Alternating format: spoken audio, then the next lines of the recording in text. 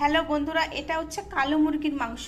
এখানে জঙ্গলে এই মুরগিটা পাওয়া যায়। এখানে যারা আদিবাসী আছে তারা এই মুরগিটাকে ধরে নিয়ে এসে বিক্রি করে।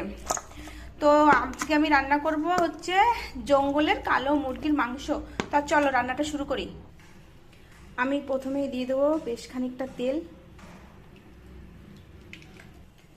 তেলটা বেশ গরম হয়ে গেছে, আমি এক এক করে আলু যেগুলো দিয়ে দেবো আমি।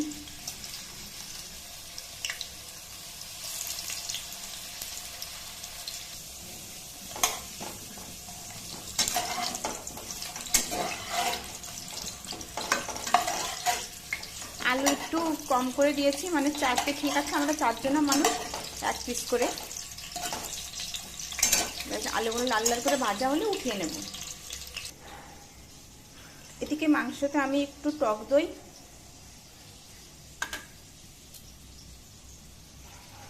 হলুদ আর পরিমাণ মতো নুন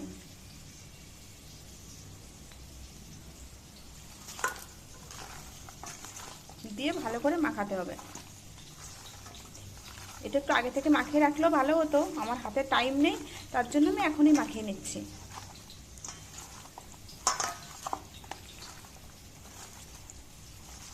আর মাংসটা সবসময় নুন আর হলুদটা আগে থেকে মাখিয়ে রাখলে ভালো হয়, নুনটা বেশ ভালোভাবে মাংসের ভিতর মিশে যায়।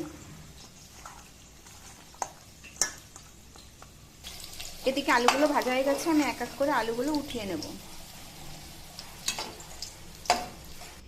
এবার আমি ওই গরম তেলেই গোটা গরম মশলা,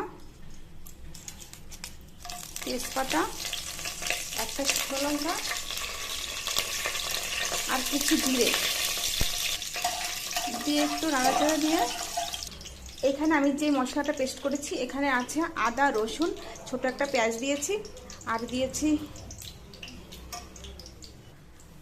তার আগে আমি যে গোটা পেঁয়াজগুলো কেটে রেখেছিলাম সেইগুলো দিয়ে দিতে হবে।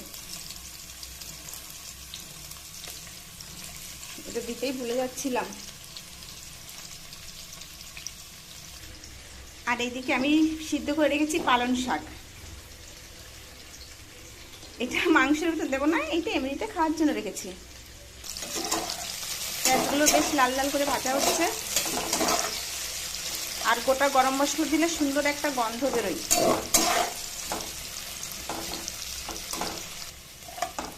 পেঁয়াজ ভাজাটা একটু লাল লাল হয়ে গেলে আমি যে মশলাটা করে রেখেছি, এখানে আদা রসুনের পেস্ট আর লিখেছি লাল লাল কাঁচা লঙ্কা আর দিয়েছি ছোট্ট একটা পেঁয়াজ, ছোট্ট একটা টমেটো। এই মশলাটা দিয়ে দেবো।